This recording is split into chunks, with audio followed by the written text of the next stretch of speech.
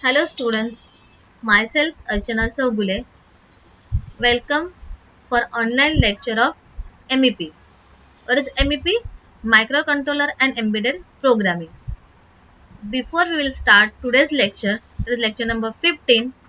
We are going to revise what we learned in the lecture number 14.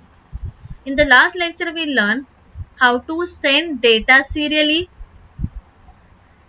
For that, what are the steps to write the programming in assembly level programming of 8051? Then how to receive the data serially. There are steps to write the program in assembly level of 8051. So when we are sending the data serially, TI play very important role, and when we are receiving the data serially, RI play very important role in it. So when we sending the data and receiving the data serially, S buffer register, we store the data, SCON register, that is serial control register, we decide the and control the serial communication modes and operations. Then we are using the timers to send the data or receive the data serially. Today, what are the learning objectives of today's lecture? We are going to learn more programming of assembly level for the timers of 8051, and then we are going to learn interrupt level programming of 8051. Now when we talk about the timers mode 1 programming, how to load the values in the timer is very important. We have to follow some steps for that also. Let's consider one example. Assume that XTAL, that is crystal oscillator frequency, is given 11.0592 MHz. Then what value we need to load in the timers register, means in TH and TL, if we want to have the time delay of 5 milliseconds. Then show the program for timer 0 to create the pulse width of 5 milliseconds on P2.3. What is the P2.3? Port to third bit. Now we have to follow the steps. Here given XTL equal to 11.0592 MHz, where the counter count up every 1.085 microsecond. So out of 1.085 microsecond interval, we must make 5 millisecond pulse. To get this value, we have to divide 5 millisecond by 1.085 microsecond. What it will give? 4608 clocks. Then to achieve this, we need to load the value in TL and TH register. How to calculate that value? The maximum value in 8051 is in hexadecimal 65536. So 65536 minus 4608. What we will get? In hexadecimal EE00H. Then lower bytes of this go to the TL. Higher byte of this will be loaded to the TH. That's why in TL we are loading the 00H value, and in the TH we are loading the EEH value. What H indicate here? Hexadecimal value. Then this is a main program. CLR P2.3. Clear the port to third bit. Then move T mode comma has 0 1. We are using the timer 0 and 16 bit mode. We know that lower nibble of T mode assigned for the timer 0 and higher nibble of T mode will be assigned for the timer 1. Now here we are using the timer 0. So higher 4 bits, that is higher nibble of T mode is 0. That's why 0 will be coming in the T mode, and the 1 will be indicate that we are having the 0001 value. 0001 value what indicate? We are using timer 0 in 16 bit mode.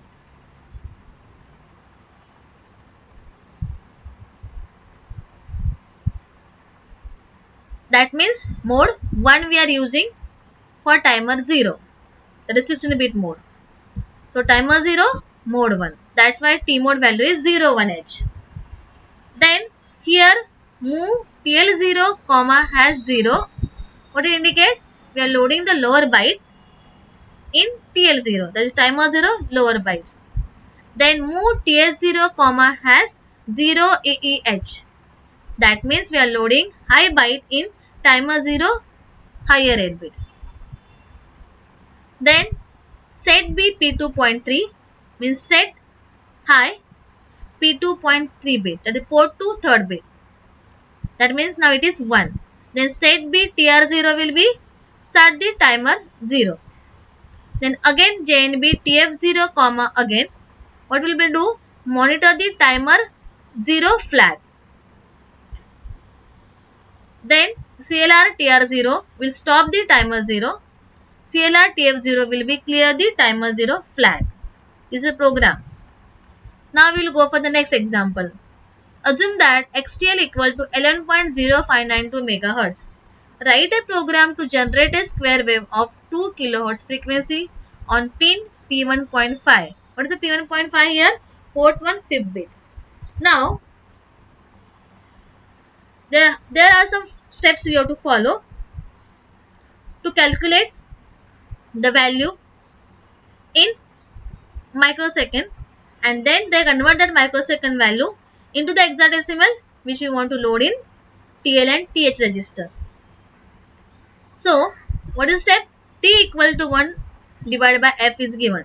That is 1 divided by frequency. How much frequency given here? 2 kilohertz. So, 1 divided by 2 kilohertz will get 500 microsecond period of square wave. So, 1 complete square wave, 500 microsecond is a period. We know that 1 complete square wave having the half portion is low and half portion is high. So, low portion is 250 microsecond and high portion is also 250 microsecond. That is 1 by 2. So 500 divided by 2 will get the 250 microsecond. Then 250 microsecond divided by 1.085 microsecond. What will get? 230 in the decimal. So 65536 minus 230 will give 65306 in the decimal. If we convert this value in the hexadecimal, what will get? FF1AH. So lower byte is 1AH, go to the TL, and higher byte FFH will go to the TH in the hexadecimal format. Now write down the same main program for this. So move T mode comma has 0 1. What it indicate? We are using the timer 0 and the mode 1, that is 16-bit mode. That's my T mode value is 0 1 H. Then again move TL0 comma hash 1 AH. We are loading lower byte of the timer in timer 0, that is TL0. Then move TH0 comma hash FFH, means we are loading higher byte in the timer TH0, means timer 0 higher byte.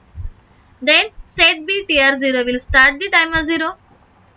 Then back JNB TF0 comma back. What will do? It will be repeat until the timer rolls over. It reaches to the highest value. Then CLR TR0 stop the timer 0. CLR P1.5 clear the port 1 fifth bit. CLR TF0 what will do? Clear the timer 0 flag. And the last HJMP again reload the timer. So it will go again where? Again label to the move TL0 comma hash 1AH. It will repeat these steps. So now hope you understand that how we load the values in TH and TL and how to convert that value in the hexadecimal from decimal to the hexadecimal. Next we are going to learn how to write down the interrupts programming of 8051. We know that in 8051 there are 6 interrupts including reset, and it having the IE and IP, that is interrupt enable register and interrupt priority register. So when we want to write the programming for the interrupts, we need to write the programs or write the instructions to set or reset respective bit of IE, that is interrupt enable register. In slide we can see the structure of IE. We know that IE is 8 bits. Out of that 8 bits, bit number 5 and 6 we are not using. Remaining bits are used to set and reset, means enable or disable the respective interrupts. That is EX0. What is EX0 indicate? INT0 interrupt will be disable or enable. If it is 1 EX0 is 1, means 0 bit is 1, means it enable the INT0 interrupt. If it is 0, disable the INT0 interrupt. Then we are having ET0 means timer 0 interrupt. Enable or disable. Then EX1 means INT1 interrupt enable and disable. This is a second bit. Then third bit will be enable and disable the timer 1 interrupt. Then fourth bit interrupt, enable or disable for serial communication. Then 5 and 6 we are not using, and the last bit is very important, EA. It enable and disable all the interrupts of 8051. So whenever we want to use the interrupts in 8051, the 7th bit of I is very important, which we have to write the 1 in that respective bit of I. That is the 7th bit of I. And then depending upon which bit you want to use, that means which interrupt you want to enable and disable, we have to set and reset respective bit in I. For example, enable the serial interrupt, then timer 0 interrupt, and external hardware interrupt, that is EX1. Then what is the value of I will become? I will write move I comma hash 100101110. What it indicate? 0th bit is 0 because this is for INT 0. What we want? We want timer 0, that is the bit number 1. We want the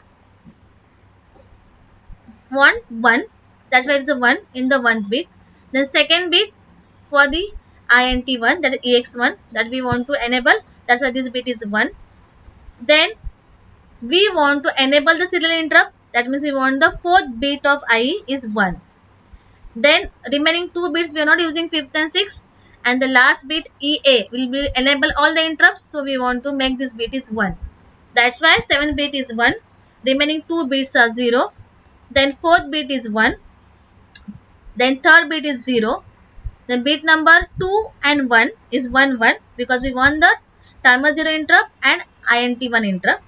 And the EX and then bit number 0 is also 0. So this is one way we can write the instructions to enable the respective interrupts of 8051. So with this value of I 100101110, enable interrupt, serial interrupt, timer 0 interrupt, and external hardware interrupt EX1. Another way also is possible to write down the single bit instruction to enable the respective bit of I. How will write that? Set B I.7. What it indicate? It will be set EA bit, that is 7 bit is 1, which will be enable all the interrupts. Then set I.4. It will be enable the serial interrupts, that is TI and RI. Then set B I.1. It enable the timer 0 interrupt. And set B I.2. enable the EX1 interrupt, that is the INT1 interrupt. So single bit instruction also we can write, which will be enable the respective bit of I, which will enable the respective interrupts of 8051. Then what is the B question they given? Disable the timer 0 interrupt. If you want to disable the timer 0 interrupt, which bit is assigned of I for the timer 0? That is bit number 1. That means CLR I.1. What is that? Clear the I.1. That is a interrupt enable register first bit. Then third question they given that show how to disable all the interrupts with the single instruction. How it is possible? We can use the 7th bit of I, EA. If this bit is 0, it will disable all the interrupts. So we are writing the instruction CLR I.7. It clear the 7th bit of I, which will disable all the interrupts of 8051. So this way I play very important role to enable or disable the different interrupts of 8051. Now we will see the program. Write a program that continuously get 8-bit data from P0 and send it to P1 while simultaneously creating a square wave of 200 microsecond period on pin P2.1. Use timer 0 to create the square wave. Assume that XTL equal to 11.0592 MHz. Again here given the crystal oscillator frequency. If it is not given, you have to assume that value. So what is the standard value for XTL? We have to always assume 11.0592 MHz. Now here we are using the timer 0 in the mode 2. So TH0 equal to 100 divided by 1.085 microsecond. Why 100 divided by 1.085 microsecond? Because square wave is 200 microsecond and one square wave having the lower portion and the higher portion. So lower portion is 100 microsecond and higher portion is also 100 microsecond, which will give the 200 microsecond period for the one square wave. That's why we are dividing 100 divided by 1.085 microsecond, which will give 92. Then we will write the program ORG000H LJMP main. Bypass the interrupt vector table. Long jump to the main program. Then ISR interrupt service routine for timer 0 to generate the square wave. How to write this program? ORG000BH, that is timer 0 interrupt vector table. Then CPL P2.1 toggle P2.1, that means complement port to first bit. Then RETR written from the interrupt service routine. Then we will go for the main program. ORG0030H after vector table space. Then main move tmode comma hash 0 to h. What it indicate? Timer 0 mode 2. Again, when we talk about the tmode register, we know that lower 4 bit for timer 0, higher 4 bit for timer 1. Here we are using the timer 0, so higher 4 bits are 0. That's why in the tmode 0 is there. And how we are getting the 2 value there? We want get is the bit is 0, c/t bit is 0, and we are using the mode 2. That means we are using 10. If it is 10 means 0010 will give the 2 value in the hexadecimal. That's why in the T mode we are loading the 0 to h value, which indicate timer 0 mode 2. Then move P0 comma hash 0 FFH. Make P0 as an input port. We are loading the maximum value in that. That is FFFH. Then move TS0 comma hash 92. We can load minus 92 value, or we can load A4H value also, because minus 92 hexadecimal value is A4H. Then we are move IE comma hash 82H. What did it indicate? 82H. Now we know the I structure. If I structure we are using, and we are using here timer 0, right? If you are in the timer 0, which bit of I will be 1? That is bit number 1. Then we are using the interrupt. The 7th bit is also 1. So 1 0 0 0 0 0. Then 1 bit is 1 and then 0. These bits you have to load. So if you convert this in the hexadecimal, what the value will get? See, 1 0 0 0 means 8, and then 0 0 1 0 means 2. That's why 82H value we are loading in I. So this is a, in the command we can see binary value is 1 0 0 0 0 0 1 0, and if we convert this in the hexadecimal we are getting 82H value, which indicate it enable the interrupts, that is 7 bit, and it enable the timer 0 interrupt, that is ET0 bit, that is 1 bit of I. Then set bit TR0 will start the timer 0. Then back move A comma P0 means get the data from P0 to the register A. Then move P1 comma A means moving the data from A to the port 1. Then SJMP back, short jump back. Where it will go? Back move A comma P0. What it will do? Keep doing it, okay, unless is interrupted by TF0, and then end. So this is a program where we are using the timer 0 and we are using the timer 0 interrupt in the mode 2. These examples I taken from the M.A. Masidi book, that is 8051 microcontroller and embedded system using assembly and the C. If you go for the programming of 8051 for the timers, counters and the interrupts, you can refer the pages from 435 pages. I have the ebook of this. I will give the ebook. In that ebook we will see, or you can see, more examples for 8051 assembly level programming. Then I mentioned one reference website. So when I'm preparing this PPT, I use this website. Thank you. If you have any doubts or any question regarding this programming of 8051, you can ask me. I assign some question, only 2 questions for this topic or today's lecture. What I given in the question? Show the structure to enable the serial interrupt, timer 1 interrupt and external hardware interrupt EX0. Then disable the timer 1 interrupt and the C, show how to enable all the interrupt with the single instruction. Then draw the structure of IE for timer 0 and timer 1 interrupt enable. Hope you will able to draw the structure of both and you are able to write the instructions for the A, B, C options which are given in the 1.